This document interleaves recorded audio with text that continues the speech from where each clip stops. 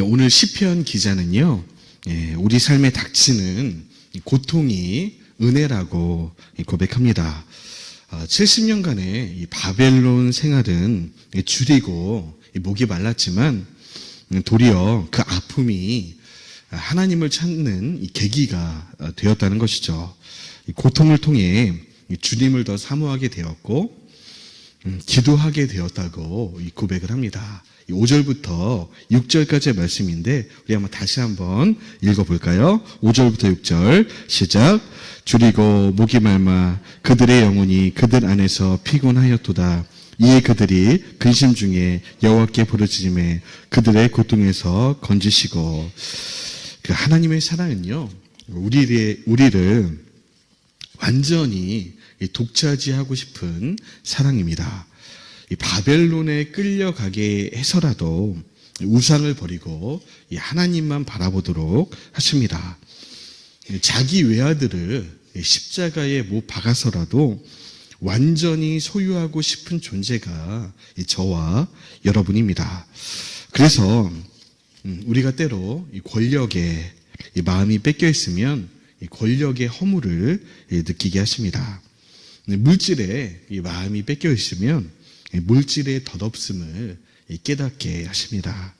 우리가 어떤 사람을 지나치게 좋아하고 하나님보다 더 사랑할 때 그 사람에게 배신을 당하기도 합니다.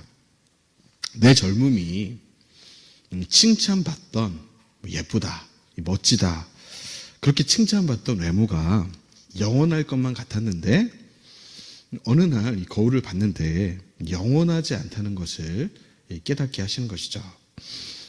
그렇습니다. 우리처럼 이렇게 교만한 인생들에게는 조금 이 부족한 것이 은혜입니다.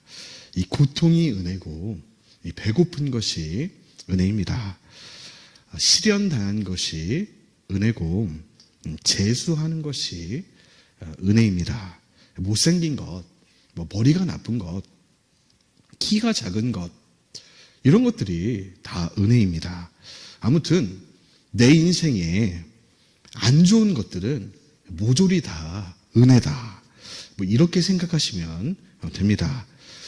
내 성격은, 이 타고난 성격은 왜 이 모양일까?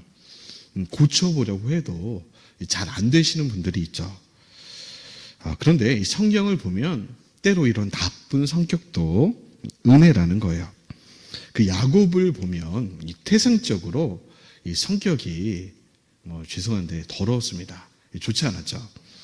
야비하고요. 사기를 잘 치고 욕심은 많고 형 발 뒤꿈치를 잡고 나오고 그런데 반면에 그 형 에서는 사람이 굉장히 남자답고 호방하고 뒤끝도 없고 사냥도 잘하고 완전히 호남형이었습니다.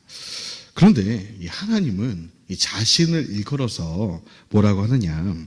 나는 에서의 하나님이 아니고 야곱의 하나님이다. 나는 영원히 이스라엘의 편이 될 것이다. 이렇게 말씀을 하시는 것입니다. 그러면 이 하나님께서 왜 야곱을 그렇게도 좋아하실까? 이유는 아주 심플한데요. 그 야곱은요, 이 하나님이 없으면 안 되는 사람이었습니다. 그 야복 강가에서 기도할 때 이 천사와 싸우면서 은혜 안 주시면 못 지나간다고 이 천사를 협박하는 거죠. 하나님이 아니고는 이 못난 인생, 이 꼬일 대로 꼬여버린 이 인생을 헤쳐나갈 길이 도무지 안 보이는 것입니다. 자신의 부족함과 연약함이 하나님의 은혜 하나를 사모하게 된 것이죠. 반면에요, 그 에서는 인생에 뭐 하나 부족한 것이 없고 아쉬울 게 없으니까 하나님이 있든지 말든지 장자권을 주든지 말든지 아무튼 하나님과 관련된 이 모든 것들은 일체 관심이 없었습니다. 우리 주변에도 에서 같은 사람들 많이 보이시죠? 하나님 없어도요, 충분히 잘 삽니다. 이 자녀들도 잘 되고, 그런데 교회는 절대로 안 나오는 사람들, 뭐 천국과 지옥, 영생, 뭐 이런 영적인 일에는 도무지 관심이 없는 사람들, 이런 사람들 등에 되게 예수님의 예제만 꺼내도 그 얼굴을 막 찌푸리는 거죠. 그들이 바로 에서의 후예입니다. 잠깐 이 땅에서 행복할지 모르지만 하나님의 대적이 돼서 그 영원히 이 불행의 길을 걷게 된다는 것입니다. 사랑하는 여러분, 저와 여러분은, 우리 모두는 야곱의 후손이 되시기를 소망합니다. 하나님의 은혜를 간절히 소망하는 사람들. 여러분, 우리 괜찮으시면 저같이 사는가 인사하겠습니다. 우리는 야곱의 후손입니다. 우리 뒷사람과도 우리는 야곱의 후손입니다. 네.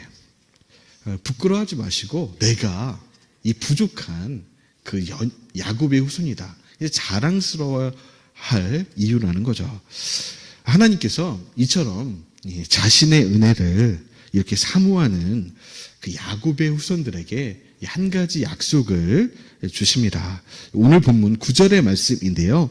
9절의 말씀 또 다시 한번 읽어보겠습니다. 시작. 그가 사모하는 영혼에게 만족을 주시며 줄인 영혼에게 좋은 것으로 채워주심이로다. 우리 영혼이 간절히 하나님을 사모하면, 영혼이 목마르다고 부르짖으면 이 좋은 것으로 채워주시겠다. 그럼 여기서 좋은 것이 뭡니까? 이 좋은 것은요, 우리 영혼에 가장 필요한 것이 이 좋은 것이죠. 바로 우리 영혼에 가장 필요한 하나님의 영, 성령님, 바로 그분이 좋은 것입니다. 우리 예수님께서 신약 성경에 이런 비슷한 말씀을, 같은 의미의 말씀을 하신 적이 있는데요. 누가복음 11장 13절입니다. 제가 읽어드리겠습니다. 너희가 악할지라도 좋은 것을 자식에게 줄 줄 알거든 하물며 너희 하늘 아버지께서 구하는 자에게 성령을 주시지 않겠느냐 하시니라. 가장 좋은 것, 악한 자녀라도 좋은 것을 부모가 주는데 자기가 사랑하는, 우리 하나님이 사랑하시는 저와 여러분들에게 가장 좋은 선물, 이 성령님을 구할 때 주시지 않겠느냐. 당연히 준다는 거죠. 그렇습니다. 우리 인생의 이 가장 큰 문제는요, 돈 문제도 아니고 자녀 문제도 아니고 건강 문제도 아닙니다. 어떤 분들은 노후 대비를 어떻게 할까? 노후 대비 문제도 아닙니다. 진짜 우리의 문제는요, 우리 영혼에 가장 필요하고 이 소중한 분인 이 성령님을 목말라 하지 않는 거예요. 사모하지 않는 것입니다. 더 나아가 내 영혼이 성령님이 아닌 이 세상의 것들로 충분히 만족하고 있는 것이 이 문제입니다. 성령님이 없어도 아무런 문제가 없는 게 우리 인생의 가장 큰 문제라는 것이죠. 여러분, 어떤 분들이 고기 뷔페에 가면 늘 하는 실수가 뭐냐면, 고기 굽는 시간이 좀 길잖아요. 두껍게 막 이런 거 주니까. 두꺼우니까 그 새를 못 참고 여러분 딴 거를 먹습니다. 여러분 여기 엄수의 진사갈비에 가면은 딴 게 맛있는 게 굉장히 많거든요. 그래서 막 떡볶이도 있어요. 떡볶이를 집어넣고 막 사라다를 집어넣고 막 잡채, 부침개는 이미 고기 구울 동안 다 드십니다. 다 먹어요. 그럼 이미 배가 부른 상태에서 고기가 다 구워지면 쳐다보기도 싫죠, 고기가. 그런데 고기를 먹으러 왔는데 다른 것들로 배를 채우고 나면 이 고기 뷔페, 고기를 먹으러 가겠다. 그 사명을 잊어버리고 딴 걸로 내 배가 채워지는 거죠. 그래서 저는 그렇게 안 합니다. 일단 자리에 앉으면 일단 저는 말을 안 해요. 말을 안 합니다. 말을 하는 순간 여러분 더 들어가지가 않아요. 말을 안 하고 오로지 고기로만 제 위를 채웁니다. 예. 이런 음료수 콜라 같은 거 있잖아요. 이런 것도 중간에 먹으면 배가 굉장히 불러요. 그래서 콜라 한 잔도 먹고 싶지 않은 중간에 절대 먹지 않습니다.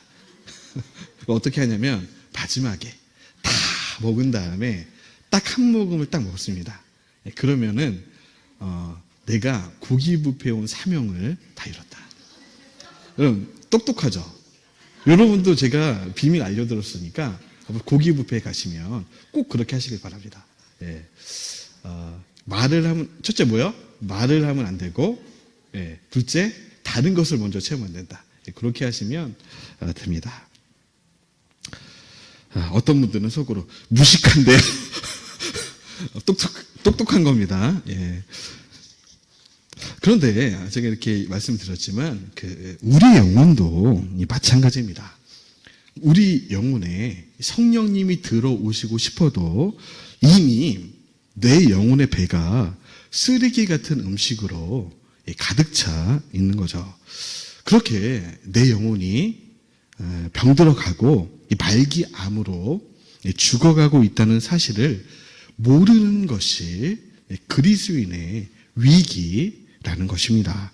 혹시 오늘 이곳에 이런 영혼의 위기 가운데 처하신 분들이 계시다면, 혹은 이러한 위기 가운데 있는 지체가 떠오르신다면 이렇게 함께 기도하시기 바랍니다. 하나님, 내 영혼이, 내 주변에 있는 지체들의 영혼이 죄로 인해 상해 있습니다. 내 영혼에 성령님의 임재가 없어서 목이 마릅니다.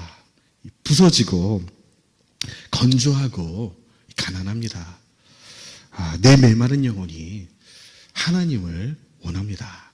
그렇게 기도할 때 우리 영혼을 회복시키시는 그 은혜가 임하게 될 줄 믿습니다. 이 기도는요, 그 옛날 다윗이 하나님께 드렸던 기도이기도 합니다. 이 밧세바와 이 범죄한 후에 여러분 깨지고 상한 마음으로 올려드린 이 기도입니다. 시편 51편 16절의 이 기도인데요. 제가 한번 읽어드리겠습니다. 주께서는 제사를 기뻐하지 아니하시나니 그렇지 아니하면 내가 드렸을 것이라. 주는 번제를 기뻐하지 아니하시나이다. 하나님께서 구하시는 제사는 상한 심령이라. 하나님이여 상하고 통회하는 마음을 주께서 멸시하지 아니하시리이다. 다윗은요, 하나님께서 원하시는 것이 화려한 번제가 아니고 형식이 아니고 내 껍데기가 아니라 상한 마음이라는 것을 깨달았습니다. 여러분, 그 상한 마음은요, 내가 죄인이라는 고백입니다. 의로운 삶을 위해 최선을 다해보지만 이 부족하기만 한 내 현실을 안타까워하는 이 마음입니다. 내 힘으로는 도저히 안 되고 성령님이 오셔야만 가능하다는 믿음과 기대, 이것이 상한 마음이라는 것이죠. 여러분, 다윗은요, 완전한 사람이 아니었습니다. 그러나 상한 마음을 가진 사람이었습니다. 이 부족함이 있었고 이 불순종이 있었지만 그때마다 상한 마음으로 엎드렸습니다. 늘 가난한 마음으로, 애통하는 심령으로 주님께 나아간 것이죠. 내가 의롭지 못해서 의로우신 하나님을 갈망하고 목말라 했습니다. 여러분, 신약이 오면 이 다윗의 기도를, 다윗의 마음을 그대로 가지신 한 분이 계십니다. 우리 예수님이죠. 우리 예수님이 저와 그리고 제자들에게 팔복의 말씀을 하셨는데, 여러분, 그 8가지의 복을 가진 사람들이 바로 이런 사람들, 상한 마음을 가진 사람들이라는 거예요. 8가지 내용이 다르지만 그 핵심은 단 하나, 상한 마음을 가진 사람이 복되다라는 겁니다. 심령이 가난한 자들, 애통하며 우는 자들, 의에 줄이고 목마른 자들, 이런 상한 마음을 가진 사람들이 천국을 소유하게 되는 백성이고 위로를 받게 될 백성이고 성령님의 임재로 늘 영혼이 충만히 채워지는 배부르게 될 사람들이 바로 이런 상한 마음을 가진 사람들이다. 여러분, 그런데 이 시대는요, 이런 상한 마음, 이 상한 심령을 가지고 하나님께 나아가는 사람들을 조롱하는 시대입니다. 그럼 이 시대는요, 성경이 죄라고 말하는 것을 명하는 일들을 피해라는 단어로 바꿔버립니다. 그들은 그렇게 얘기하는 거죠. 당신은 죄인이 아니라 피해자입니다. 이렇게 바꿔버리는 거예요. 내가 여자로 태어난 것도 피해고 장애를 가지고 태어난 것도 피해다. 성소수자로 태어난 것도 피해고 내가 마약을 하게 된 것도 살인을 하게 된 것도 내가 불우한 가정에서 태어나 교육을 잘 못 받아서 어쩔 수 없이 그렇게 되었다는 거예요. 내가 피해자라는 겁니다. 여러분, 맞는 말 같은데 성경적으로는 아니라는 거죠. 피해자가 있으면 가해자가 있어야 되죠. 여기서 가해자가 누굽니까? 그들이 말하는 가해자는 하나님이에요.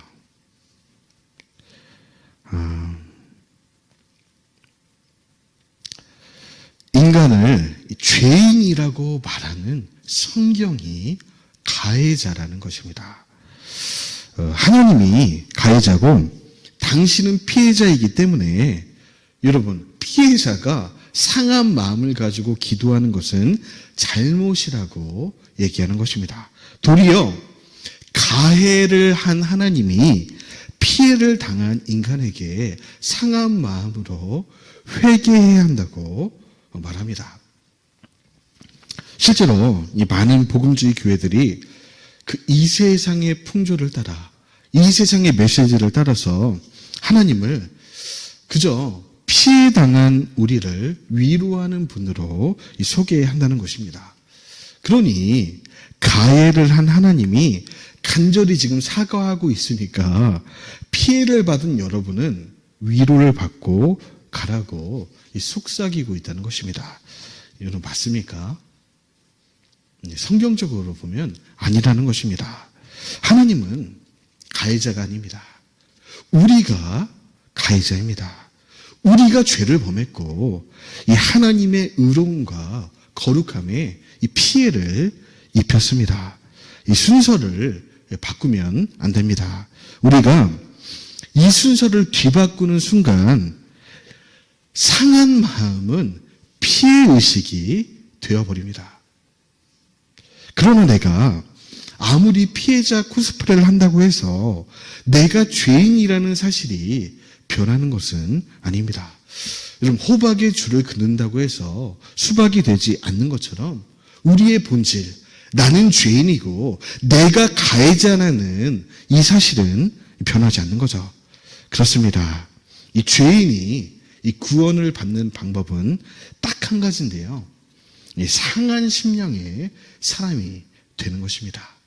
내가 피해를 당한 사람이 아니고 내가 가해를 했으니 하나님께 죄를 범했으니 상한 마음으로 나아갑니다. 이 방법이 하나님께 나아갈 수 있는, 또 하나님의 구원을 입을 수 있는 유일한 이 방법이 되는 것이죠.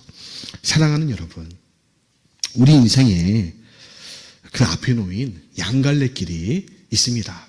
모든 인생은 두 길 중에 하나를 가게 됩니다. 하나는 당신은 피해를 당했어. 재수가 없이 피해를 당한 피해자라고 흉악한 가해자 하나님을 욕하고 죽으세요. 여러분, 이게 누구의 음성입니까? 욥의 아내의 음성이죠. 욥의 아내가 고난당하는, 피해를 당한 것만 같은 욥에게 한 말이 바로 이 말입니다. 당신은 상한 마음을 가질 필요가 없어. 회개할 필요 없어. 하나님이 잘못했으니 하나님을 욕하고 죽으세요. 다른 하나의 길이 있습니다. 이 창조주 하나님의 그 몰아치는 임재 앞에서 하나님, 저는 피해자가 아닙니다. 저는 피해를 당한 것이 아니에요. 내가 하나님께 범죄한 자입니다. 나는 죄인입니다. 이 죄인 중의 개수가 상한 마음으로 주께 회개하나이다. 이것은 누구의 고백입니까? 욥의 고백입니다. 이 세상의 양갈래길, 욥의 아내의 길을 걷게 될 것인가? 욥의 길을 걷게 될 것인가? 바라기는 이곳에 모인 우리 모두 욥의 길을 선택하시기 바랍니다. 우리의 예배의 시작과 끝은 상한 마음입니다. 하나님은 지금도요, 온 세상을 다니시면서 이렇게 상한 마음으로 주께 나오는 사람들을 찾고 계십니다. 하나님은 영이시니 하나님께 예배하는 자가 이 상한 마음으로 예배할지니라. 기도합시다. 이 시간 먼저